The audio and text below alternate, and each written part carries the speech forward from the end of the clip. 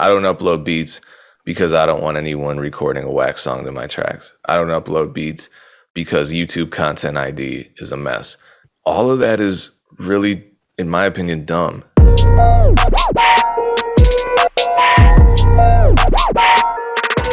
Peace, what's going on, everyone? It's the Music Entrepreneur Club podcast. My name is DJ Payne One. I'm joined by Dame Ritter, and Erinn's absence often reminds me of the fact that her life is just so much more interesting than ours. But it's fine because we're everyone's two favorite members of the podcast team, as seen in the comments. People aren't consistently praising Erinn, complimenting Erinn, missing Erinn when she's gone. Nothing like that. How are you feeling, Dame? I'm feeling good. Erinn is at South by Southwest having fun.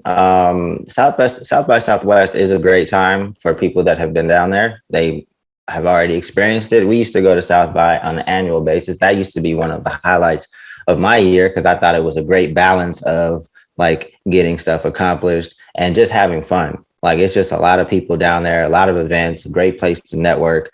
I'm a big fan of South by Southwest. I'm glad that it's back and it seems to be thriving. I know a lot of people down there right now.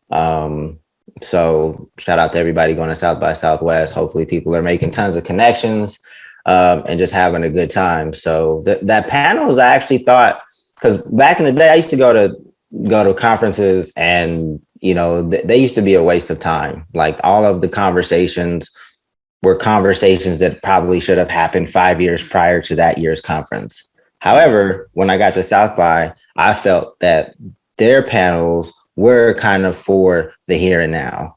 And I was pretty impressed with, you know, just kind of the topics, the quality of speakers, the things that they were talking about. So South by was different from my perspective than other conferences that I've been to, and hopefully they've kept that going. But yeah, hopefully Erinn's having a good time. She is. I don't want to talk about this week. I do not want to talk about NFTs, but I will say that I'm starting to see a little bit of the momentum starting to wane already. Like I'm just seeing different posts. I saw there was a gentleman that said something like, you know, I quit my job X amount of months ago to jump fully into NFTs. And this week I'll be asking for my job back. So I'm not to say that NFTs are dead, and I don't want to have this discussion. Maybe it's for a week out, 2 weeks out, a month out, but I'm starting to see some of that enthusiasm that we've seen over the past year starting to wane. I don't think NFTs are going away. I don't think they will, but some of the reality, I think, is starting to hit some folks. So it'll be interesting to kind of keep a pulse on that. Well, with everything new, there's always that initial hype period where everybody's excited to the effect that they embrace the novelty over the reality of their own viability when it comes to whatever that new thing is, whether it's TikTok. You know, I'm going on TikTok and becoming viral because everybody's going viral. TikTok is the place to go viral. They put out videos for a month or two. They haven't gone viral. Maybe it's because they're not making the right content. Maybe they're just not developed enough to be in front of a camera. So I look at NFTs in this same way. It's not just make an NFT and get rich or buy an NFT and the value jumps up. It's really about, again, creating community, creating a good rollout. And I think the novelty, every time there's something new, like a fad diet, this is the easiest thing. You don't have to do anything. You'll lose all the weight. You'll get big. You'll get muscular. So then people rush to the diet and then they realize, no, they actually have to put the work in, and then they quit. And the next time another fad diet comes around, it's marketed in a similar fashion. And this is easy. You'll lose weight. You don't have to do anything. You don't have to change your lifestyle. You don't have to work that hard. Same thing. People try it out. The reality is, nope, you actually have to work if you want to accomplish those goals. So yeah, if you want to get rich off of NFTs, I think you have to do something and work hard. And it's unfortunately hyped up by a lot of people who I think for good reasons are in favor of this paradigm shift towards NFTs. I think all of the people who annoy me endlessly on Twitter by just throwing out the word NFT or blockchain as a solution to every problem that anyone in the music industry has experienced. I think their heart's in the right place. They're not saying it to derail the conversation, but they're also saying it without really understanding either space fully. Well, some people's hearts aren't in the right place, and I guess I lied. Let's talk about it for a second, because there's two other points that I want to make. One, the space has always been hyped up by like these, NFT influencer people that have a huge vested interest in the space. Either they hold a lot of crypto, or they might be investors in a NFT music distribution platform, something. Like, they're just overhyping the space. And I saw one of them yesterday just tweet out, "We need more music NFTs." Like, that was a tweet. So I replied, because I'm like, that's just weird. Like, to me. And I said, well, who is we? Like, in quotations, like, who is the we you're talking? Who needs more music NFTs? Because there's already a lot out there, and a lot are going unsold. And he replies, the music NFT movement. Like, what? Like, that's who needs more music NFTs? The music NFT. I just find it weird that we're just hyping things up to hype it up and not be specific. Like, I'm all about specifics when people say things. And when you respond that the NFT movement needs more music NFTs, like, well, I didn't keep it going, because I just knew that he's kind of a hype machine. Like, all right, this is ridiculous. Well, and that's why I respect somebody like Latasha. When we had her on, she really was a musician. She was not a fair weather crypto gold rusher, because a lot of people are looking at it as a gold rush and they're just jumping into the space. But people look at music the same way. Latasha actually understood the music business to the extent that she was able to explain it all in specific terms. Most, like you said, the people that really don't understand how intellectual property works in the music business are the ones championing NFTs as the solution to intellectual property woes for musicians. And it's not going to work. Unless you're a musician that's just looking for an easy solution, the same way someone who is unmotivated is looking for a fad diet. It's just not going to work if that's the attitude. So education, community, all that has to be part of the equation, but it has to be the part of the equation for anything and everything. Right. I also tweeted a poll. I said, I was just asking, and I kind of already know the answer to this poll, but like, an understanding that music is subjective on the scale, or like if you're ranking why NFTs sell, like, where is the music being good? Right. And only one person responded as that being the top reason that NFTs sell. Right. That's only one person. Like, to me, that's a problem. Like, to me, that's a long-term problem. Like, people thinking the music being good is the top for only one person that responded to the poll. Like, so that means the quality of the music, it was either third or fourth or lower than that for most people. What was number one? Let me pull it back. Let me pull it up. No, I think the question that I said was where. I didn't ask, like, I didn't have like other options of like what are the other things. I just said where does the music being good rank? So it was like 1, 2, 3, or beyond 3. Well, that exemplifies what we're saying then. It's more of the novelty just of it being an NFT. So people are looking at an NFT and thinking, well, by virtue of it being an NFT, is going to sell just because that's what it is. Right. Yeah. So, I mean, I know that sometimes I sound like an NFT hater, and that's really not what I am. Like, I believe in the utility. I think, I think this is a cool new tool for artists that understand how to build community, because you can create some cool experiences. I've always said that since day one. But yeah, so that was the tweet. It was, where do we think that music being good falls in the top reasons of why an NFT sells? And only one person said it was the first reason. I had second, third, or other, and third was the highest. So I would imagine, if, just talking with Latasha and other people that we've had on the platform, your ability to kind of get involved in the community and build community in the crypto space. If people like you in that space, then I think your NFT is going to do well. I just don't know, how long that's going to be a thing. Right. Yeah, everything Latasha said made a lot of sense. It was, there weren't holes in her story, and I think that's just because, one, she was really doing music, and two, she's really doing NFTs. She's not part of the gold rush. It's an actual authentic connection between all of those things for her.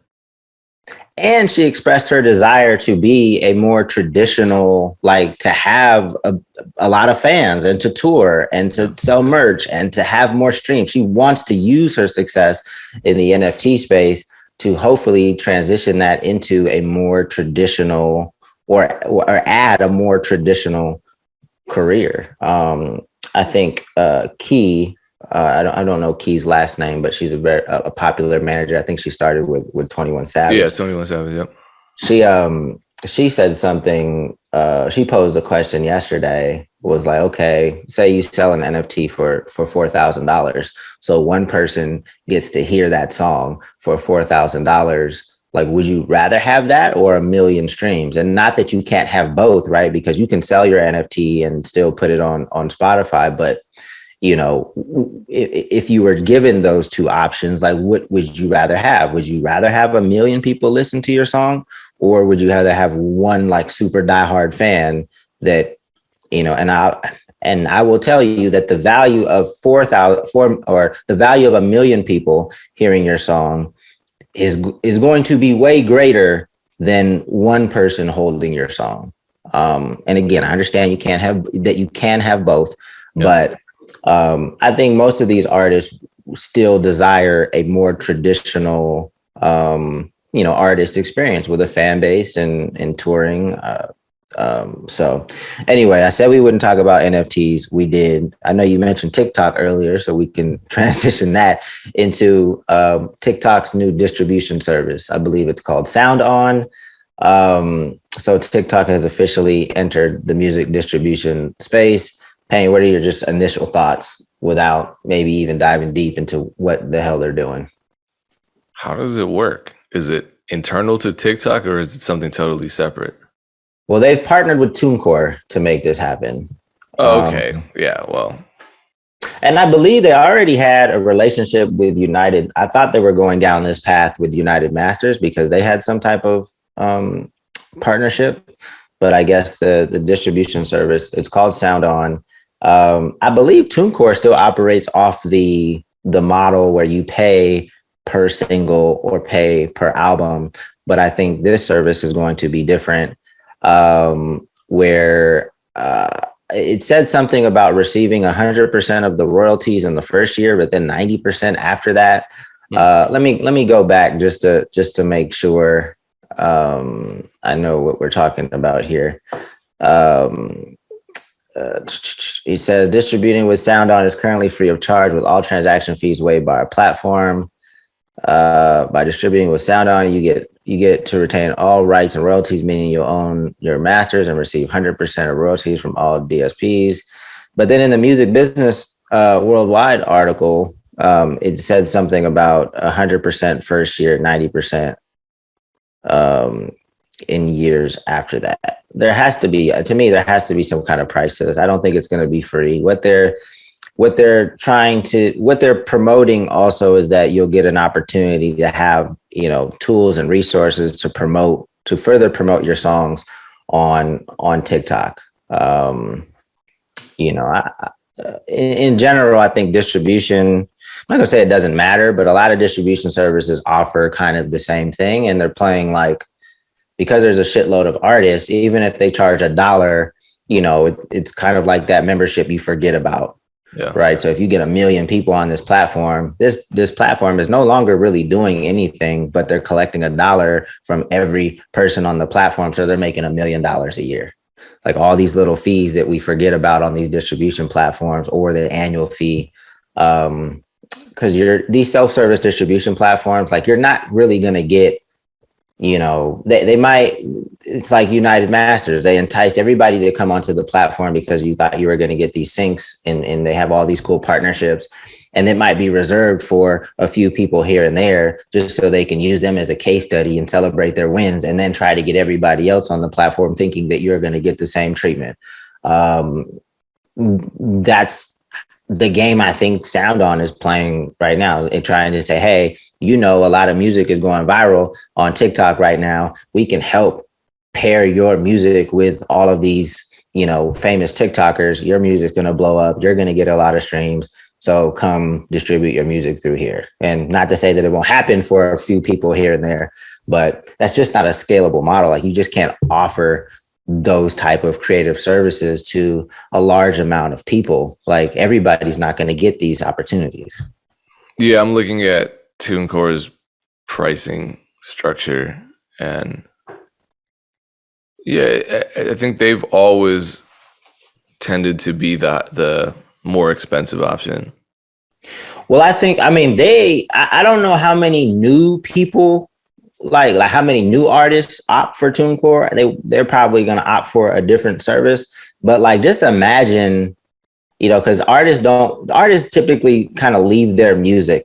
They don't really go through the process of like moving their catalogs over, because they sometimes fear like their numbers are going to get messed up, even though that's not the case. You should be able to move songs from one distribution partner to another and still keep your metrics intact. Or sometimes they just don't want to deal with the hassle of moving it over. But just because Tunecore was kind of like the first, and it became almost synonymous with distribution, and you had people like Russ celebrating Tunecore, like, there's a shitload of music on Tunecore's platform, and you're paying $10 a single a year, right? Or $30 for an album a year. There are a shitload of, Tunecore, even if Tunecore didn't add another artist ever, like, they're making millions of dollars a year just by having the catalog that they have right now. So I don't anticipate them changing their structure, their pricing structure, because they're making a shitload of money. But yeah, I think it could be cool. I'll keep my eye on this and see kind of, who's getting promotion, or, how this is working. But at the end of the day, there's not that much difference with distribution partners. I work with Foundation, which is a more boutique service. It's not a self-service platform, and we'll pitch your music to platforms, but it's a little bit more of it's not a full hands-on experience like you'd get signing to a major or something like that, but it's something in the middle. So there's a lot of like distribution companies in the middle, and there's a lot of kind of scammy distribution companies in the middle too, that say they're going to pitch your music and they really don't do shit. So I think, people should check out BeatStars distribution service, because it's, you can split payments. It has a lot of the features that other platforms have, but for a much smaller price. I just don't think distribution platforms are going to make or break your career. So, here's my confusion, right? So like, BeatStars distribution, right, includes TikTok and basically everything else that a Tunecore advertises. So what's the difference? Why wouldn't I just go with BeatStars, since it's a little less expensive, and go to TikTok rather than use TikTok/Tunecore? Well, TikTok is claiming that there's going to be, some of the promotional tools are vague. There's like, hey, we're going to provide, promotional tools and services.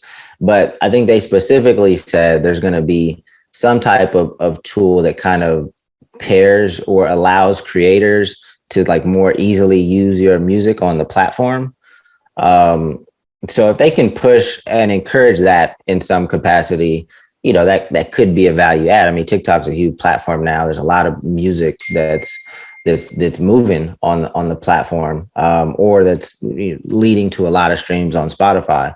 So, I mean, there may be something to that. I'd like to see how it works, what artists are able to take advantage of that.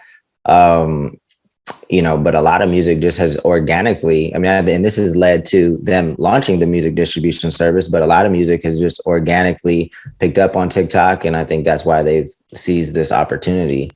But we'll see. I think the move makes sense for them. And there's just a lot of money in distribution if you're able to get users in and lock them in, get their catalogs and get them to start using your service. Even if you're only charging $5 a year, $10 a year, those fees can stack up. All right, I guess we got to start MEC distribution. We should have a long time ago. We should have started it, when we started the MEC. But I like what Hard Drive is doing. So if people aren't familiar with Hard Drive, might give them some free promo right now. But Mickey Shiloh is the founder of Hard Drive. It's kind of like a community-based record label. So you can subscribe to them. And there's other services that come with your membership. But I think they just like have a label distribution account through DistroKid, but they're very supportive of one another, and I think they may take like 10-15%, but anybody can sign up to be a part of the label. It's a cool community. They're sharing a lot of information similar to what we do, but they also have like, if you need a graphic designer or an engineer, at pretty reasonable prices once you become part of the label. So that's kind of a cool model, and maybe something we could have done. Obviously, it's a lot more heavy lifting. She puts a lot of time and energy into that community. But I think it's cool what they're doing. Yeah, I think again, just like NFTs, the platforms are what we make them, and I think a lot of us overthink all of this stuff and overinvest in the platform rather than our own strategies. And that's what either makes a platform effective or ineffective. Yeah. Yo, I was just kind of doing some math in my head. Like, just imagine, like, let's just say Tunecore is responsible for, 1% of the singles that get uploaded daily, right? And now we're at 75,000, right? So if that's 1%, right? Let me make sure I'm doing the math. That's 750, right? 750 up. Like if a single is up, if 75,000 singles are uploaded daily to Spotify, and Tunecore is responsible for 1% of those, right? That's 750, right? Move the decimal two times, right? 750, correct? I'm looking. Well, you're asking the wrong person to verify math. Okay, so that's 700. So let's just say they're doing 750 singles a day, right? So at $10 a pop, that's $7,500 in revenue a day. That's assuming that Tunecore is only 1%. Right. So that's $7,500 a day for 300, but that is recurring every year. So like if I just existed for 1 year, I'd get $7,500 a day, but next year I'm getting 15,000 a day. And the year after that, I'm getting, and that's assuming that there's no rise in membership, where that's just saying you're getting 1% of the market every single day. I'm just trying to illustrate obviously this math is not perfect, and I'm sure they're making more than that, but I'm just trying to illustrate to people like how much money is stacking up in these fees. Right? So even if the market stayed the same and I got 1% of it every day, that's $7,500 a day. And every year I'm in existence, I'm adding another $7,500 a day, right? So the first year, $7,500 a day, second year, $15,000 a day, then $22,500 a day. Tunecore has been in business for probably over 10 years now, right? So let's just say 10 years, say they've been in business 10 years, $75,000 a day. Like, and again, assuming it, I mean, there's a lot of money. There's a lot of money in distribution. And that's why you see so many people popping in. There's a shitload of artists.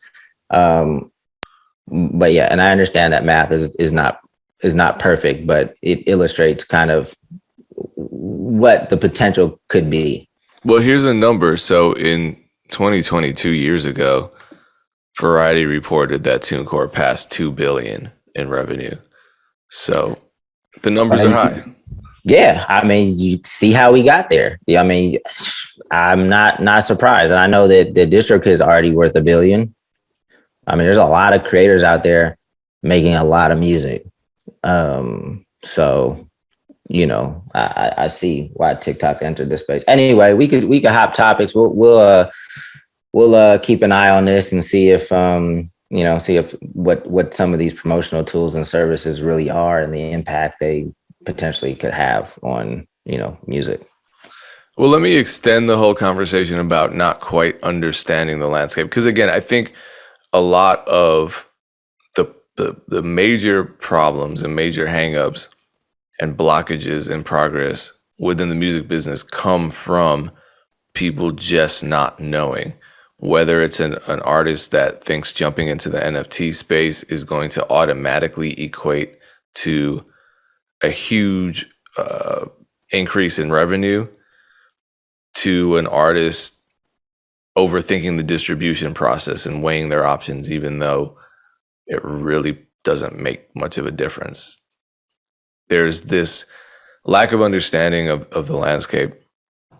And unfortunately, it goes back to, I'd say probably the worst and the best part of the music business, which you talk about all the time, that there's no barrier of entry. So there's nothing stopping someone who knows nothing about the music business from getting into the music business. It's not like there's a 4-year degree program before you can get your music on BeatStars distribution or Tunecore, whatever you choose.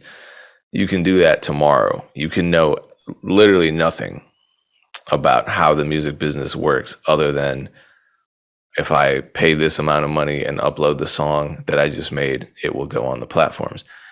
And that creates a lot of confusion and a lot of frustration. Obviously, the good news is you learn as you go. But I really want to emphasize that, because I'm sure the people watching the podcast aren't necessarily music business experts.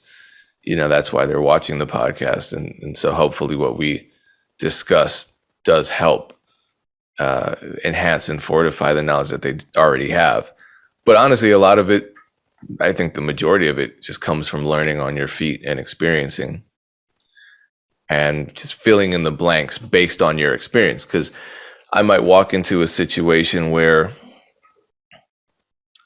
honestly, this is how the music business has worked for me. Like when I got my first placement, I thought I knew how the music business works. I didn't. And reading that very first contract, I didn't know what a point bump was. I didn't know how sample clearance worked. I thought the agreement with the split sheet was the final split. It wasn't the pre-sample clearance split, for example. So there was a lot I had to learn, and I had to learn it on my feet. But to me, that was probably the best way to learn, because it was necessary.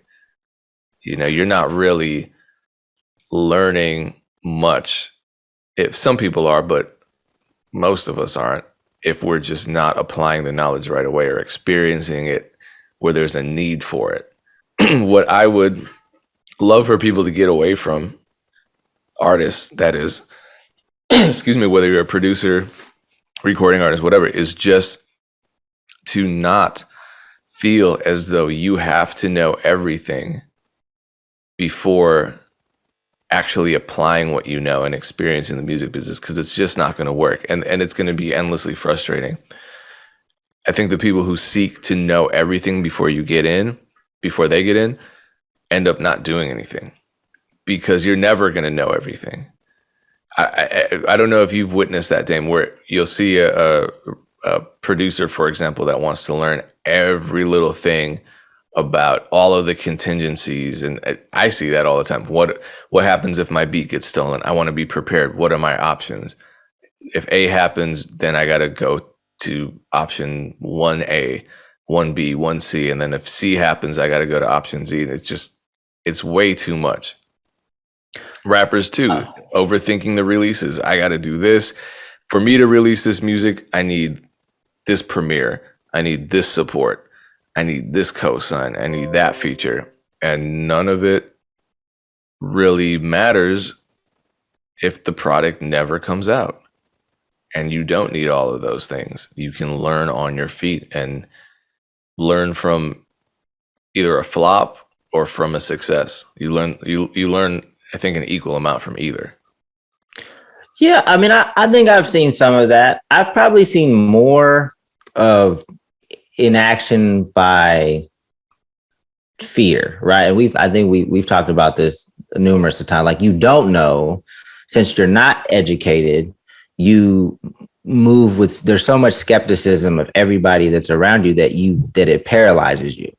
Like, I don't really know what, like, I tried to, Fora, for example, Fora has gone on to do some amazing things. But initially, I was trying to like firm his foundation up because he was making a lot of money, but he didn't really have the pieces to kind of manage what he was doing. So, I was trying to introduce him to a business manager, right? Like, a business manager is going to take 5%. That's kind of normal. I mean, you can negotiate things here and there, but it's kind of normal for a business manager to take 5%.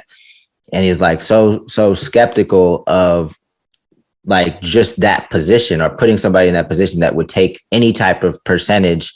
Couldn't understand the value in it. And I don't think took the time to really educate themselves. It was more like, okay, I don't understand that, so I'm not messing with it. It's not like I don't understand that, so I'm going to go away and try to learn about the different options and then go back and continue the conversation. It was more like, I don't understand that, so I'm just going to stay away from it. And some of those things that you stay away from are things that can actually add value to your career and help your career going forward. So I've probably seen more of that than what you're describing, but I have definitely seen what you're describing as well. Well, I've seen that too. I think all of it comes down to fear, and a lot of it's fear of the unknown, whether it's manifests as skepticism in the sense of the Fora example, or if it's somebody who, I mean, producers every day, I will see them chime into a conversation and say, well,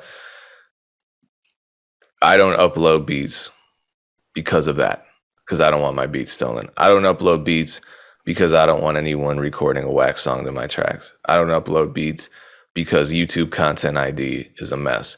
I don't upload beats because I'm not quite there yet with mixing and I need to hire an engineer and pay them $50 a track. All of that is really, in my opinion, dumb. I mean, those are terrible reasons not to put music out. Those are terrible reasons not to pursue a career in something that you love. But it's the paralysis. It's fear. It's not rational. Fear is rarely rational. And those fears are not rational because the end result of all that is you're holding yourself back. You are preventing the world from hearing your music, which is the entire point of making music, regardless of what people say. I tend to think that people who say, I just make music for myself, I don't care who hears it, are also speaking out of fear and insecurity. Just like the artists that say, well, I'll never sell my soul, that's why I'm not successful. It's just a way to excuse their lack of effort. But what I'm noticing a lot of, and it's these endless conversations that I have with folks who are really, because I think there are opposite sides of this. there are the people who are so inexperienced who let the fear of the unknown get to them. And then there are the people who really are trying, but they're at that point where they know they're trying to learn the music business too fast. And so they're flooding their brains with all of these different ideas that they don't fully understand, but they think they understand, and they get overwhelmed. So you're either overwhelmed by what you don't know or overwhelmed by what you think you know. They're two sides of the same coin, but I think the end result is the same. So I've been having conversations with some artists recently who are obsessing over the details of,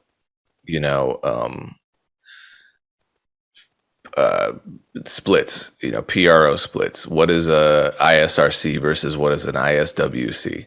What, I had an artist the other day say, I can't work with you anymore because I'm affiliated with BMI and you're affiliated with ASCAP and the IPIs don't line up. And I'm like, what are you talking about? That doesn't make any sense.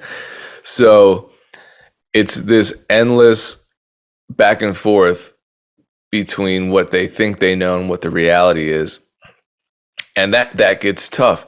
So anyway, I'm not here to just, read off a laundry list of conversations I've had with people that are still kind of struggling to grasp these music business concepts. But I will use the PRO example. So I don't know how many artists that are successful today started out uploading their music or getting their music out there, understanding the difference between an ISRC and an ISWC. I would argue that my guess is probably none of them did. Virtually none of them did. They just put the music out and learned as they went.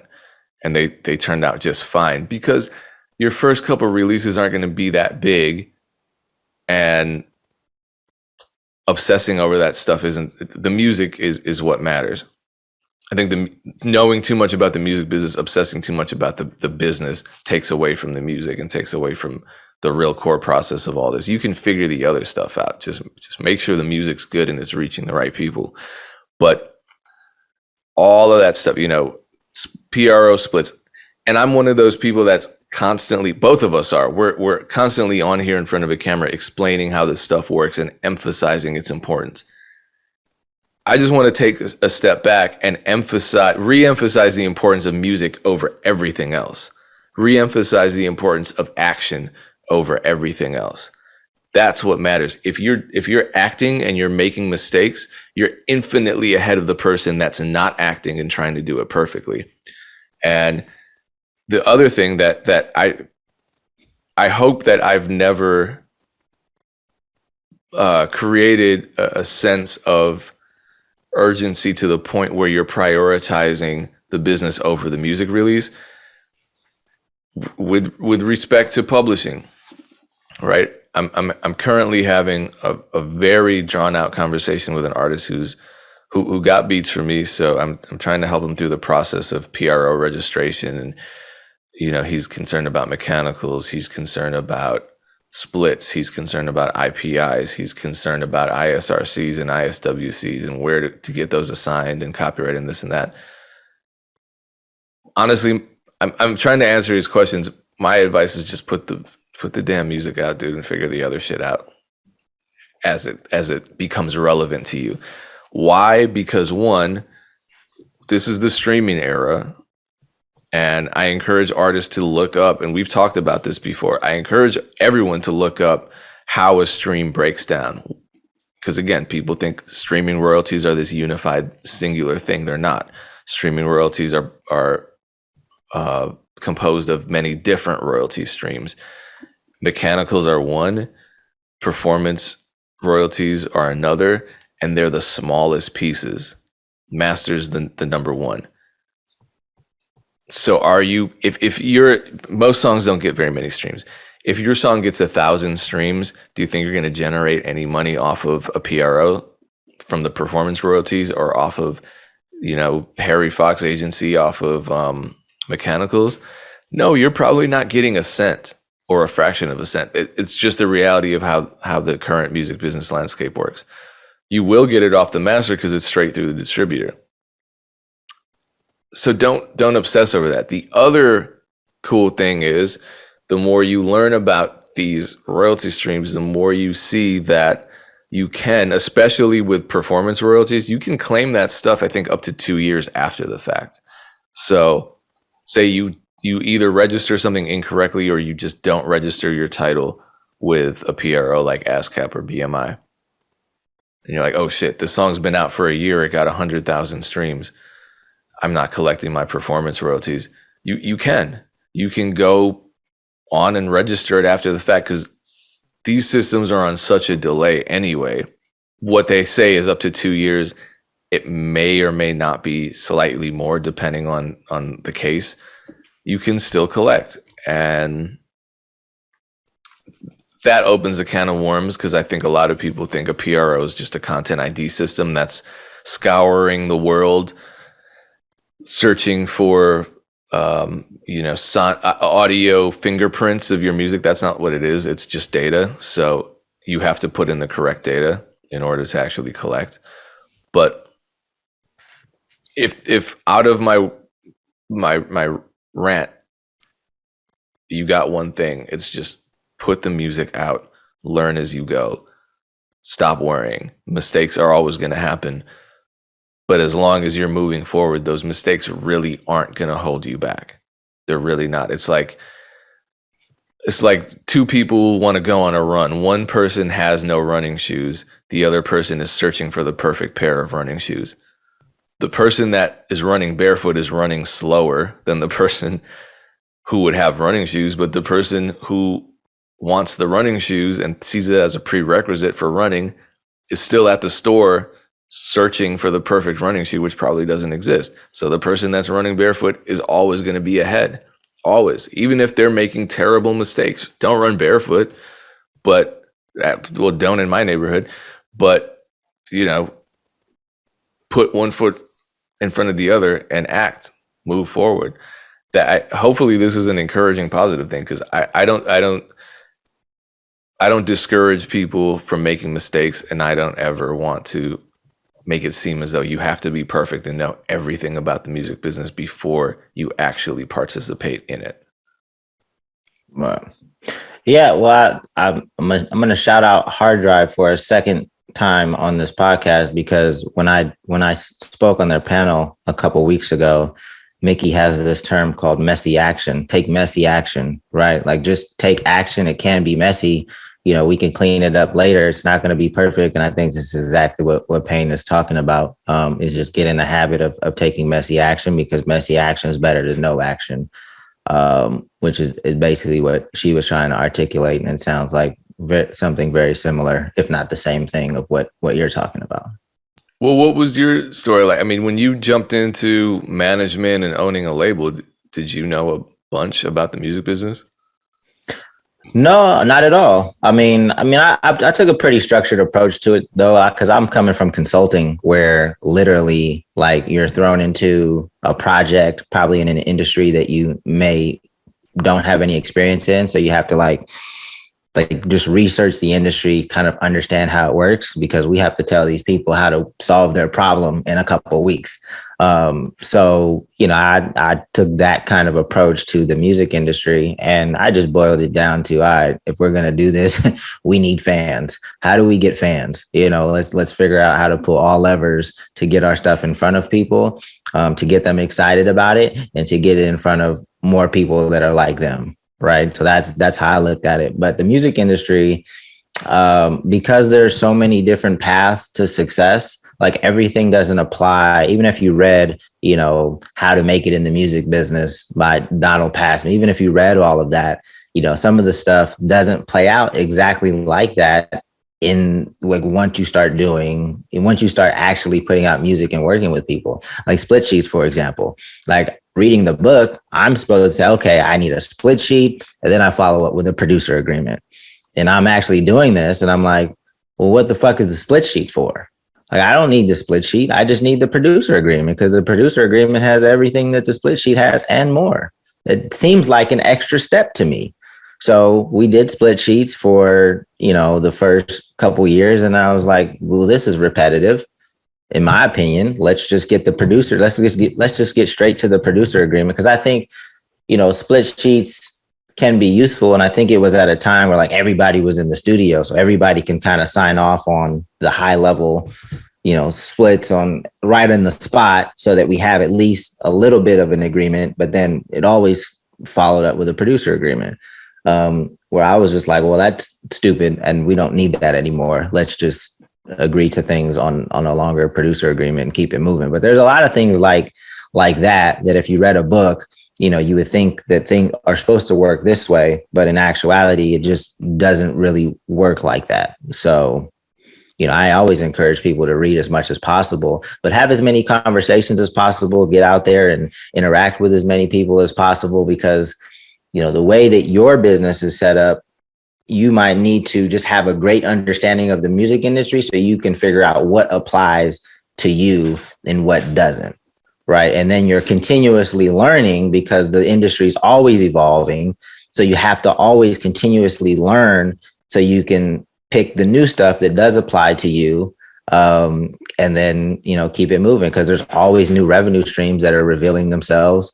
When we started in 2008, we weren't even monetizing YouTube at the time.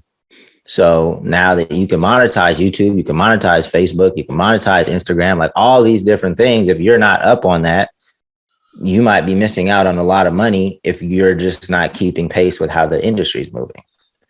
So, yeah, and then but if you have that foundation, say you read the Passman books and you understand them, then once YouTube monetization comes into play, okay, granted, it's a very unique revenue stream that didn't exist years prior, but micro syncs are based on publishing splits. So, and that's part of that whole YouTube revenue structure. So there's a lot that you can apply and adapt, because that's what the music business is. It's moving at this crazy pace, but a lot of it, for better or worse, often for worse, in the case of like streaming mechanical, why is a stream a mechanical royalty?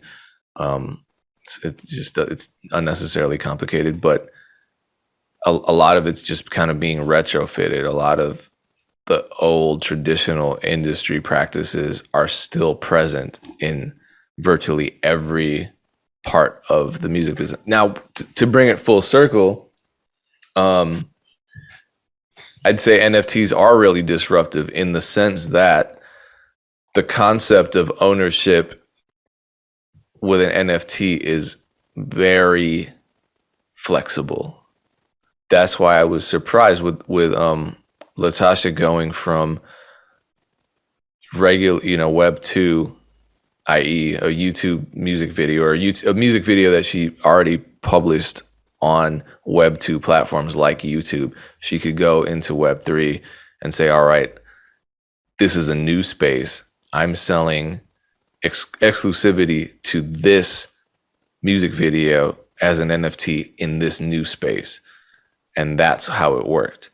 That kind of blew my mind. Whereas somebody like Nas is taking a more traditional approach, something that's more in line with what we know to be a split of ownership in the old school music business, which is, for him, you buy the NFT and you get a percentage of, I guess, the underlying composition. You get something, some piece of the ownership of the song in a traditional way, not exclusively in the new Web3 universe, but in the old school music business sense.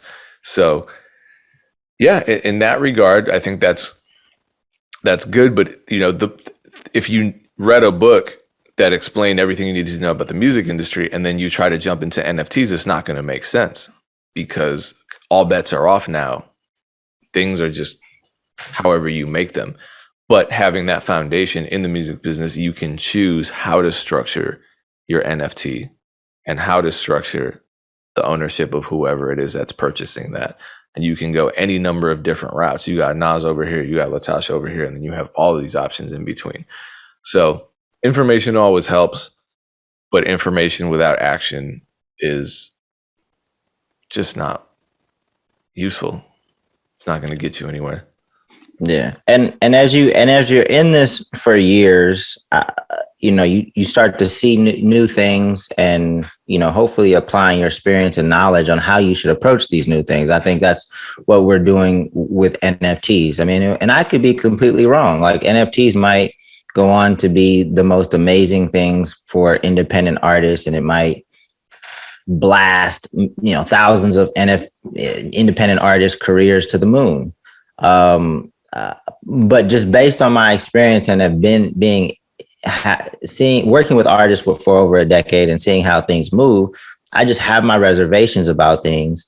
And I think everyone should be able to have that ability to analyze new information this way based on your experience and what you know about the industry. But if you never really dive into it and have these experiences, you won't know how to receive new information. You won't know how to analyze new information. You might not have thoughts and opinions, and you might leave yourself open to some scams. So yeah, learn as much as you can, partake, talk to people, ask why as much as if you don't understand something, don't stay ignorant, ask why. And I think we did that a lot. Like when we got into the music industry, we asked why a ton. And if the why didn't make sense to me, all right, well, then we're not doing it like that. Right. Like, or if the only answer to why is, oh, it's always been done this way. No, that doesn't work for me. We're going to do it a different way because that doesn't make any sense. So, but if it made sense to me, all right, let's keep rocking. I'm going to apply it. So ask why is something that you should get in the habit of doing. Well, cool. On that note, I'm going to ask myself why I didn't bring up another topic, but we can talk about it next week. It's a news story that I think is incredible, but I don't see many people talking about it. So when Erinn's back, we'll have that conversation. Once again, appreciate everyone for tuning in to the MEC podcast. We're live twice a week with a free music business mentorship program, 3 p.m. Eastern Standard Time, Mondays and Thursdays. And Dame is going to let you know how to get alerted every time we have one of those sessions. So if you want to text right before we go live, and I actually forgot to send out my text on this past Monday, but text MEC to 844-206-7800. You'll get a text alert so you can chime into our conversations. All of our conversations are live. Actually, most of them. From time to time, there's a recorded session, but you always have the opportunity to ask questions at the end as well. So, if you feel like we're not covering all the bases, or if you want to build and connect with our guests, there's an opportunity to do that. So tap in, text MEC 844-206-7800. Hopefully you guys tune in to the next one. All right. Till next time. Peace. Peace.